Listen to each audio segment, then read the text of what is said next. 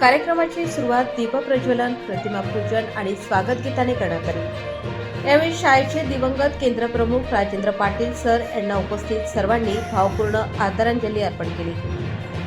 यानंतर सांस्कृतिक कार्यक्रमांना सुरुवात झाली। लहानग्या विद्यार्थ्यांनी सादर केलेल्या गणेश वंदनेने वातावरण भक्तिमय झाले।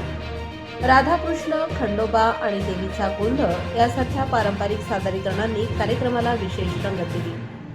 मराठी, हिंदी, पंजाबी आणि साऊथ इंडियन गाण्यांवर विद्यार्थ्यांनी आकर्षक नृत्य सादर करत उपस्थितांची मने जिंकली। बालवाडी ते इयत्ता 4थी पर्यंतच्या सुमारे 200 विद्यार्थ्यांनी या कार्यक्रमात उत्साहाने सहभाग घेतला। विद्यार्थ्यांचा आत्मविश्वास आणि सादरीकरणातील ऊर्जा पाहून पालक, शिक्षक आणि ग्रामस्थ भारावून गेले होते। या सोहळ्याला शाळा व्यवस्थापन समितीचे अध्यक्ष, सदस्य, पालक आणि शिक्षणप्रेमी नागरिकांची मोठ्या संख्येने उपस्थिती लाभली।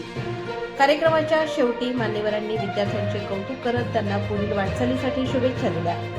एकूणच जिल्हा परिषद केंद्रशाळा न्यायडोंगरी येथील वार्षिक स्नेहसंमेलन हा आनंद, संस्कृती आणि बालकलागुणांचा सुंदर संगम ठरला। प्रबंधभूमी महाराष्ट्र न्यूजसाठी हेमराज वाघ, न्यायडोंगरी।